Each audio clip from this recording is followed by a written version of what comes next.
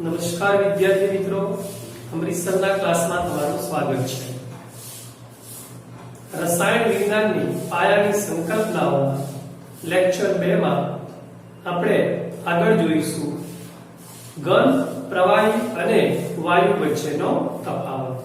આપણે લેક્ચર 1 માં દ્રવ્ય એટલે શું અને એ દ્રવ્યનું સરસ મજાનું વર્ગીકરણ જોયું.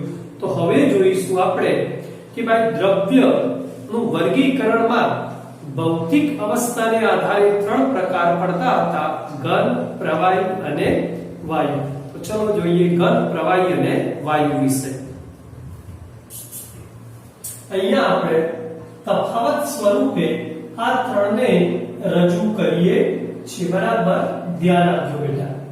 તો પહેલો ઘન, બીજો પ્રવાહી લઈશું અહીંયા, અને ત્રીજો અહીંયા વાયુ લઈશું. બરાબર, ધ્યાન આપીશું આપણે કે ભાઈ ઘનમાં શું હોય બેટા? તો પહેલો ટોપિક, ઘનના જે કણો છે ને, ઘટક કણો અથવા કણો, એ ચોક્કસ કદ અને ચોક્કસ આકાર ધરાવે છે. આકાર ધરાવે છે.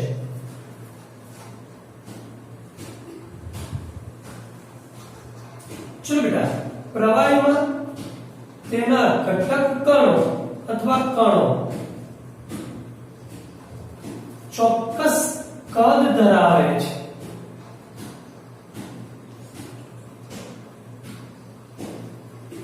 પરંતુ ચોક્કસ આકાર હોતો નથી. બરાબર, ધ્યાન આપીશું. તો વાયુમાં શું?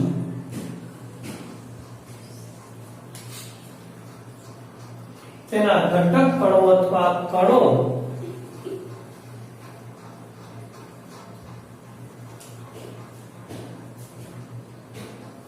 નો ચોક્કસ કદ કે ચોક્કસ આકાર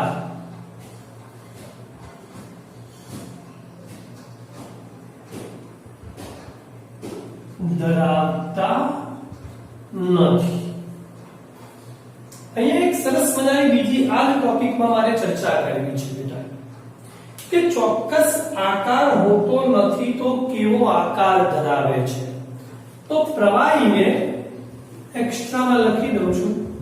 તેને જે પાત્રમાં ભરવામાં આવે છે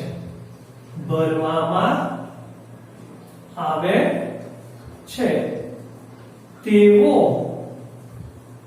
આકાર ધરાવે છે. તો વાયુમાં બી મારે એક્સ્ટ્રા ટોપિક કેવો છે બેટા, કે ભાઈ તેના ઘટક કણોનું ચોક્કસ કદ કે આકાર નથી તો તેને જે પાત્રમાં ભરવામાં આવે છે, વાયુને તેને જે પાત્રમાં ભરવામાં આવે છે તે સમગ્ર પાત્રમાં ફેલાઈ જાય છે. બરાબર, યાદ રાખીશું. એક ટોપિક પૂર્ણ થયો. ઘનના ઘટક કણો ચોક્કસ કદ અને ચોક્કસ આકાર ધરાવે છે. પેલામાં ચોક્કસ કદ ધરાવે છે પરંતુ ચોક્કસ આકાર હોતો નથી. નંબર 2, હવે આના ઘટક કણો વ્યવસ્થિત ગોઠવણી ધરાવે છે. બરાબર, સમજો કેમ? તો બીજો ટોપિક બેટા, તેના ઘટક કણો એકબીજાની ખૂબ જ નજીક ગોઠવાયેલા હોય છે. એકબીજાની ખૂબ જ નજીક ગોઠવાયેલા હોય છે અને તે વ્યવસ્થિત ગોઠવણી ધરાવે છે. ગોઠવણી ધરાવે, એકદમ વ્યવસ્થિત રીતે એકબીજાની નજીક ચોક્કસ રીતે ગોઠવણી ધરાવે છે. આનો વધુ અભ્યાસ આપણે 12 સાયન્સમાં ઘન અવસ્થામાં ગોઠવણીનો અભ્યાસ કરીશું. નંબર 2, આમાં શું આવે બેટા? તો આના ઘટક કણો એકબીજાની ખૂબ જ નજીક છે, જ્યારે આના ઘટક કણો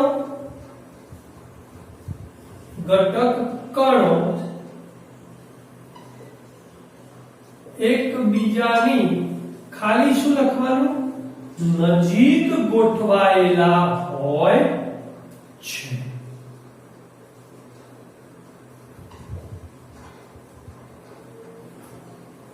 જ્યારે ત્યાં શું લખીશું? તો ઘટક કણો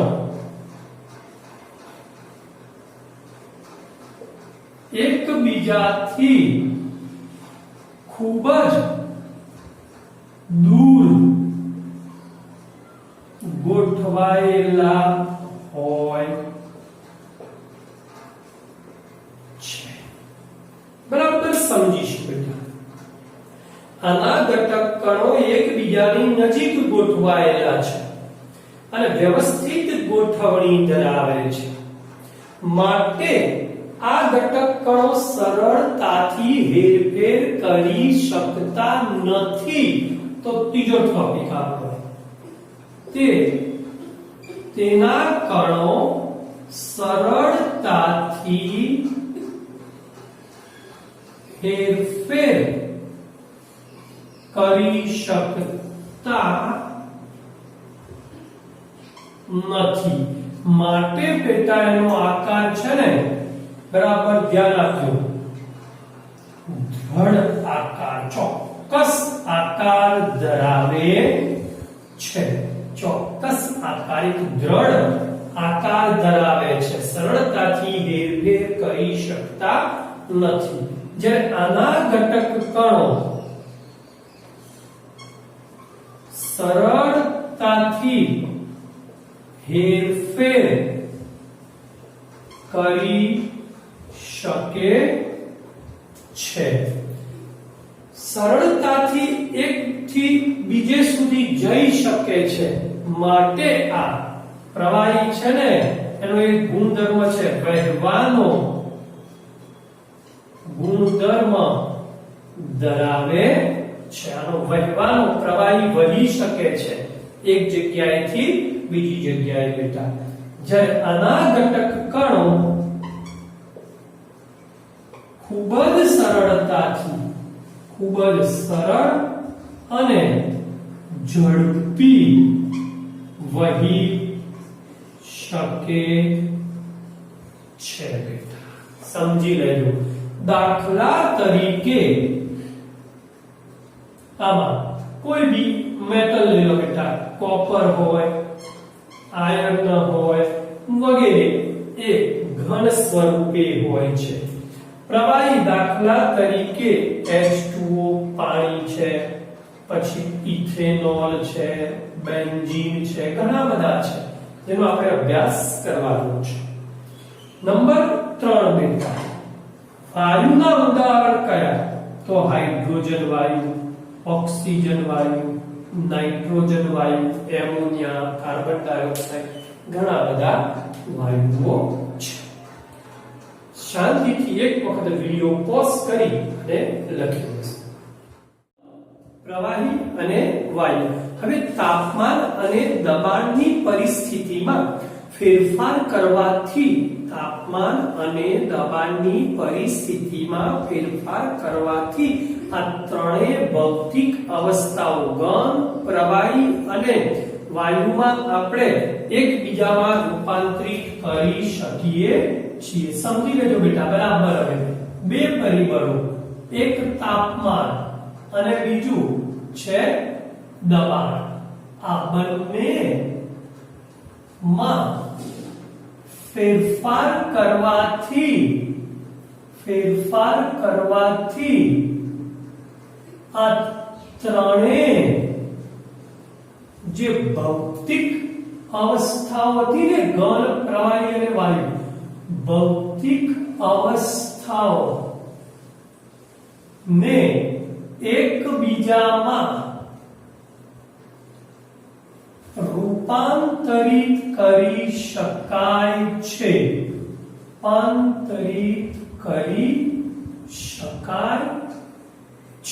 આપણે જોઈએ બેટા, આપણી પાસે ધારો કે ઘન પદાર્થ છે. એક ઉદાહરણ મગજમાં સમજી લેજો. બરફ છે, એ ઘન છે, એનું મારે પ્રવાહીમાં રૂપાંતર કરવું છે, પાણીમાં રૂપાંતર કરવું છે. તો શું કરતો? ગરમ કરતા ઘનનું પ્રવાહી બને અને એને ગરમ કરતા પ્રવાહીનું વાયુમાં રૂપાંતર થાય છે. નંબર 2, હવે હું જો વાયુને ઠંડો કરીશ, સમજો, એને ઠંડુ પાડતા આપણે જાણીએ છીએ કે વાયુને ઠંડો પાડતા પ્રવાહી અને પ્રવાહીને ઠંડો પાડતા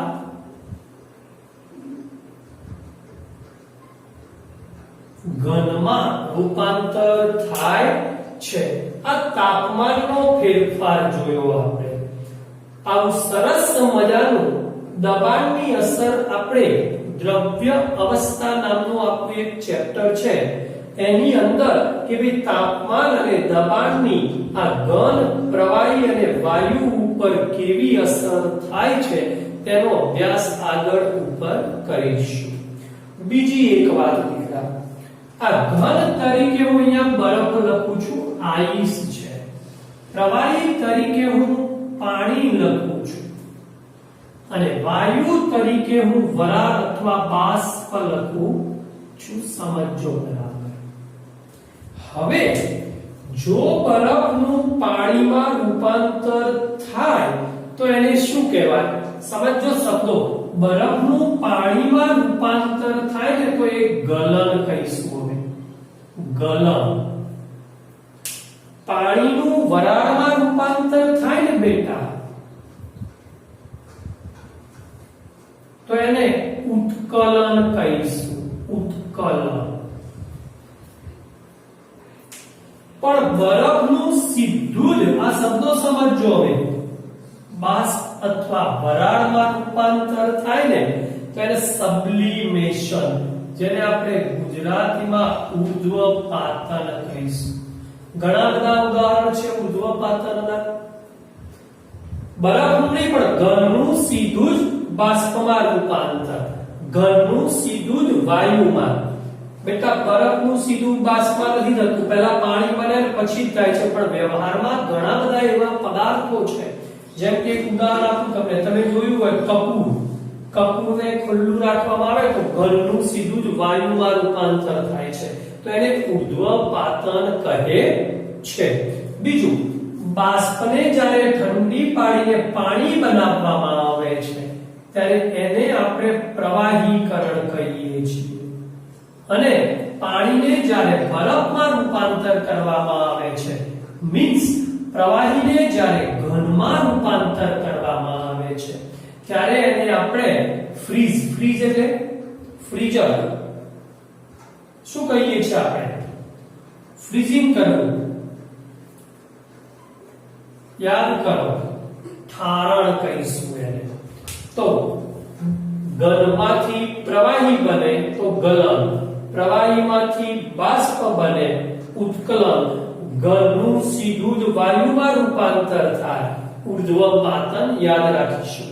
બીજું બાષ્પને ઠંડી કરતા પાણી બને છે મીન્સ પ્રવાહી બને છે તો પ્રવાહીકરણ લિક્વિડિફિકેશન બીજું પ્રવાહીમાંથી સીધું જ જો ઘન બને તો ફ્રીઝર આપણા ફ્રીઝર હોય ફ્રીજની અંદર ફ્રીઝર હોય જેમાં પાણી મૂકીએ છીએ એમાંથી બરફમાં રૂપાંતર થાય એને ઠારણ કહે છે આમ તાપમાન અને દબાણની પરિસ્થિતિમાં જો ફેરફાર કરવામાં આવે તો આ ત્રણેય ભૌતિક અવસ્થાઓનું એકબીજામાં રૂપાંતરણ શક્ય બને છે કે ભાઈ રાસાયણિક ગુણધર્મોને આધારે આપણે આપણા તફાવતની અંદર મુખ્ય બે પ્રકાર જોયા હતા એક મિશ્રણ અને બીજું શુદ્ધ પદાર્થો તો આપણે ચર્ચા કરવી છે શુદ્ધ પદાર્થોની અને શુદ્ધ પદાર્થોમાં યાદ કરો બે હતા નંબર 1 હતો તત્વ અને નંબર 2 લખ્યું હતું સંયોજન તો શુદ્ધ પદાર્થોની ચર્ચા કરીએ એમાં નંબર 1 બેટા તત્વ તત્વ એટલે શું તો કોઈ બી તત્વ એટલે શું કહેવો એક જ પ્રકારના શબ્દો બરાબર સમજો બેટા એક જ પ્રકારના કણો ના લખો તો પરમાણુ કે અણુ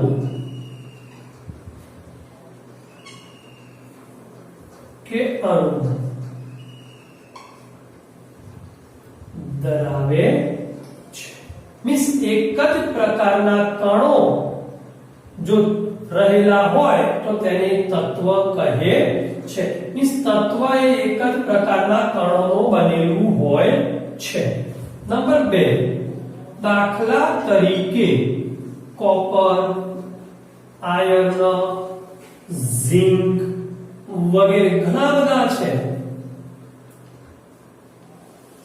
આપણે આવર્ત કોષ્ટક જોઈશું બધા તત્વો વિશે જોઈશું એક સરસ મજાની વાત કરવા જઈ રહ્યો છું બેટા કે કોઈ એક તત્વ ધારો કે કોપર છે અને અહીંયા બીજું લખી દઉં એજી ચાંદી ચલો એક જ તત્વના બધા જ ગુણધર્મો સરખા હોય પણ તે અન્ય ચાંદી કે ઝિંકના ગુણધર્મોથી જુદા હોય છે તો એક જ તત્વના પરમાણુના લખી દો એક જ તત્વના બનેલા જે પરમાણુ છે પરમાણુના બધા જ ગુણધર્મો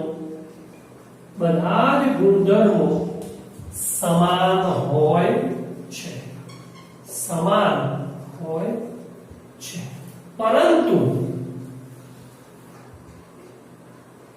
સરસ મજાની ચર્ચા કરી રહ્યા છે દીકરા ધ્યાન આપજો પરંતુ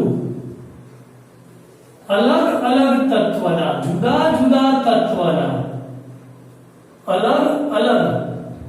તત્વના જો પરમાણુ લેવામાં આવે તો પરમાણુઓના અલગ અલગ તત્વના પરમાણુઓના ગુણધર્મો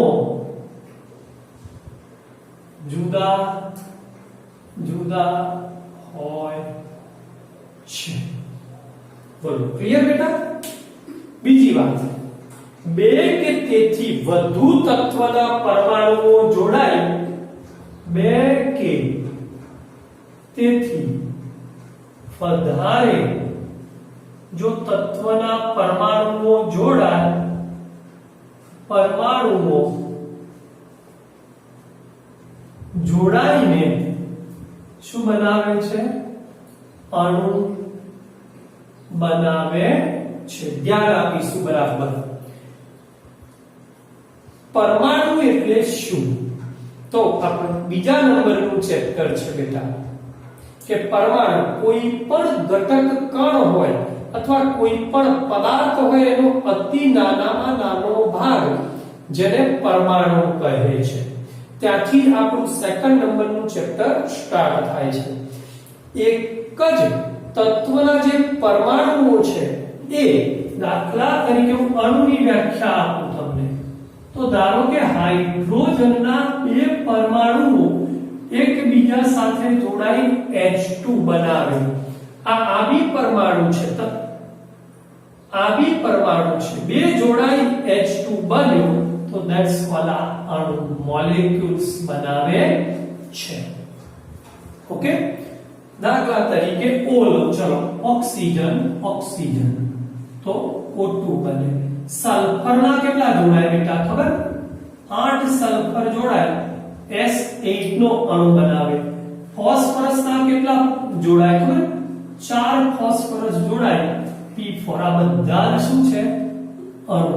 એક જ તત્વના પરમાણુઓ એકબીજા સાથે જોડાઈ અને અણુની રચના કરે છે. આ બધો અભ્યાસ આપણે આગળ ઉપર કરવાનો છે. બીજી વાત હવે સંયોજન એટલે શું? નંબર 2 બરાબર ધ્યાન આપીશું. સંયોજન એટલે શું? ચલો અંગ્રેજીમાં એને કમ્પાઉન્ડ્સ કહીશું, યાદ રાખીશું.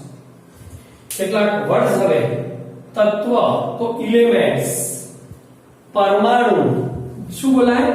એટમ્સ, અણુ મોલેક્યુલ્સ, સંયોજન કમ્પાઉન્ડ કહેવાય એને. તો સંયોજન એટલે શું? તો અહીંયા કીધું કે એક જ પ્રકારના બે કે તેથી વધારે તત્વના પરમાણુઓ જોડાય. અહીંયા બે સમજી લો, બે કે તેથી વધારે પ્રકારના જુદા જુદા તત્વના પરમાણુઓ એકબીજા સાથે સંયોજાય. કોઈને જોડાવું, કોઈ તો જોડાઈને ને શું બનાવે છે? સંયોજન બનાવે છે. કેટલાક ઉદાહરણ દ્વારા સમજીએ બેટા. દાખલા તરીકે H2O છે તો આપણે જાણીએ છીએ H2O ની રચનામાં બે હાઇડ્રોજનના પરમાણુ પ્લસ એક ઓક્સિજનનો પરમાણુ. બરોબર, કમ્પ્લીટ. ચલો NH3 છે, સમજો બેટા.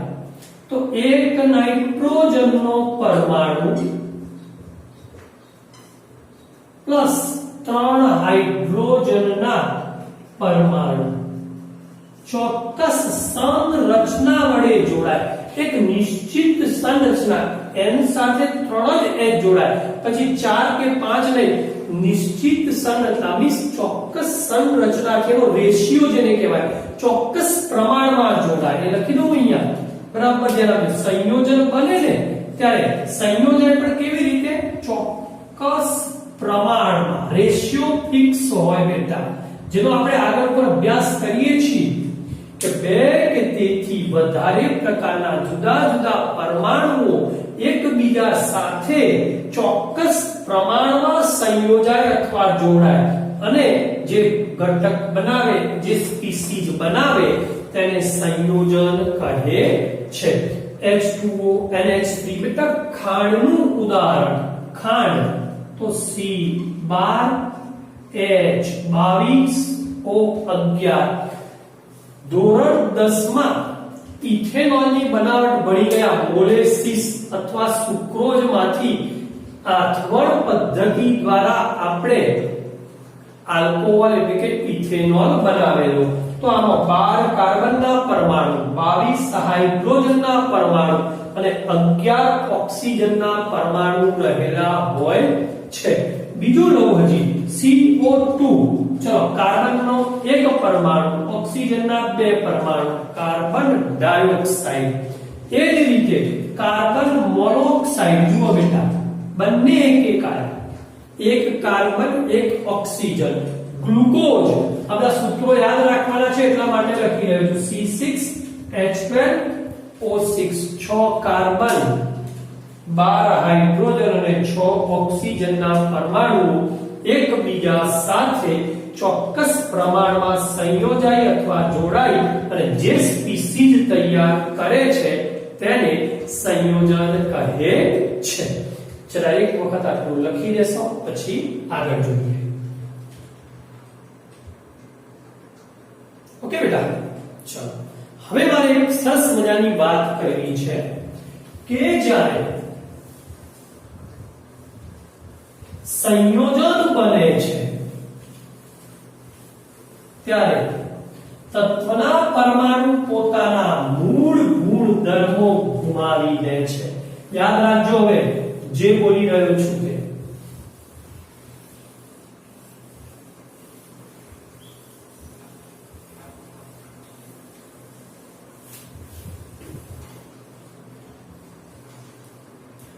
જ્યારે સંયોજન બને ત્યારે જે તત્વના પરમાણુઓ જોડાયા હતા ને બેટા એ પરમાણુ પોતાના મૂળ ગુણધર્મો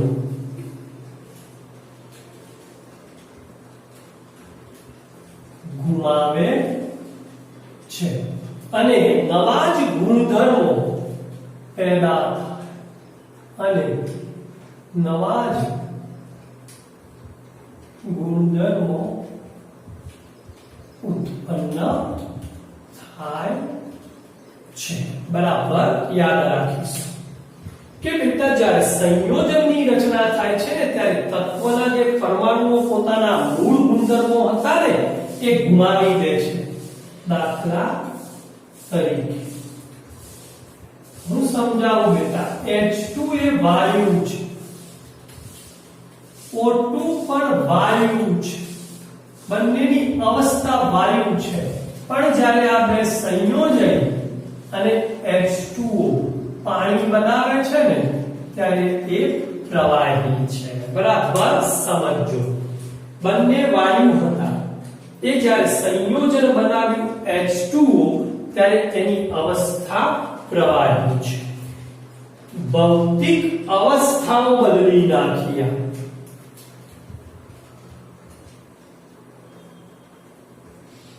ભૌતિક અવસ્થા બદલાય છે. નંબર 2, મૂળ ગુણધર્મો ગુમાવે છે તો રાસાયણિક ગુણધર્મો પણ એના ચેન્જ થાય છે.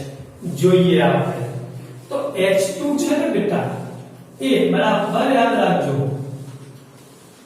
આમ કેવું કહેવાય ધડાકા સાથે સળગે છે, મીન્સ વિસ્ફોટક વાયુ છે,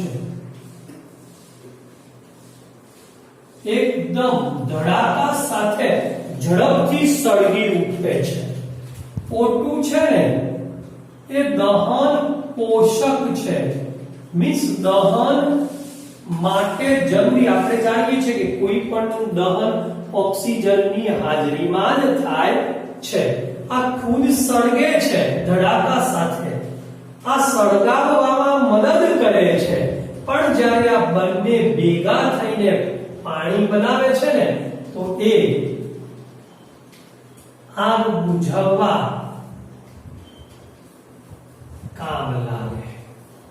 વિચારો બેટા, તો સમજી લો ખુદ સળગે છે, દહન પોષક છે, સળગાવવા માટે જરૂરી છે, પણ જ્યારે બંને જોડાઈને નવું કોઈ સંયોજન બનાવ્યું H2O તો એ જ ઘટક સળગવા ઉપર કે આગ બુઝાવવા માટે કામ લાગે છે.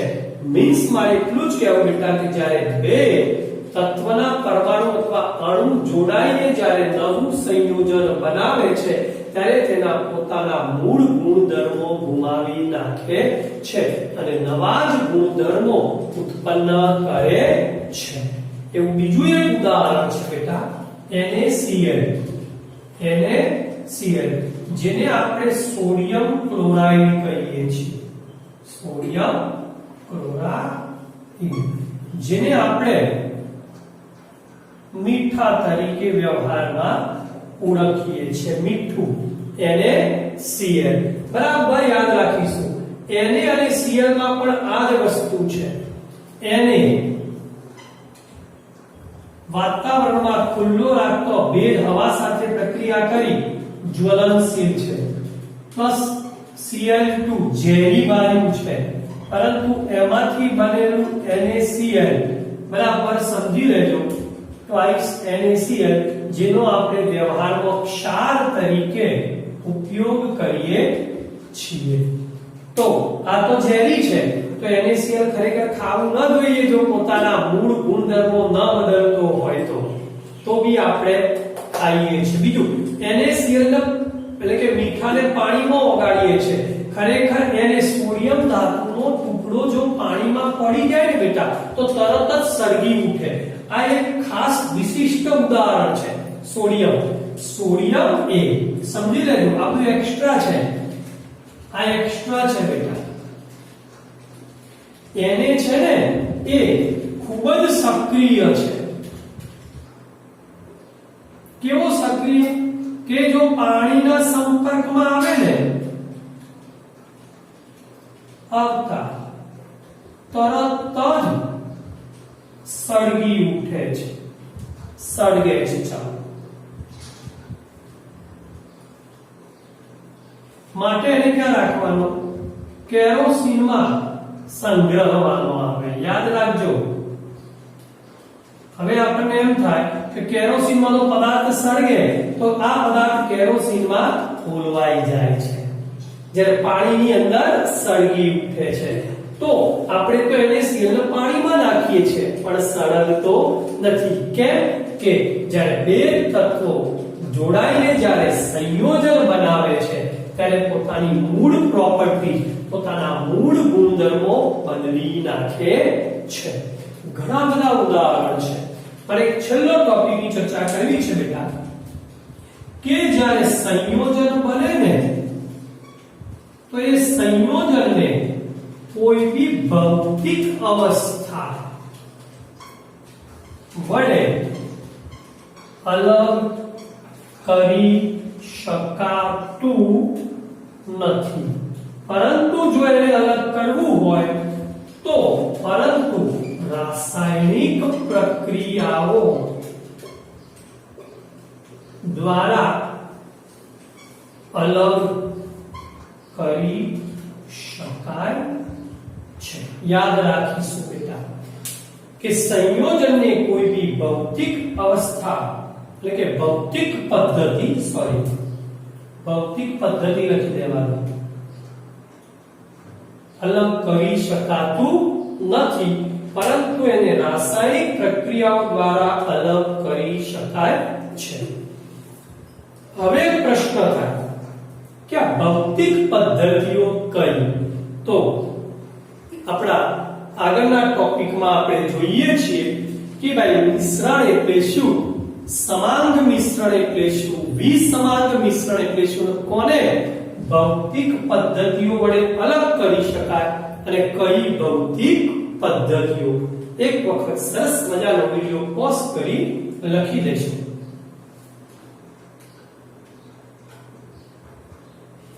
ઓકે બેટા, તો આજના ક્લાસમાં આપણે ઘન, પ્રવાહી અને વાયુ વચ્ચેનો તફાવત તથા તત્વ અને સંયોજન વિશેનો ખ્યાલ મેળવ્યો.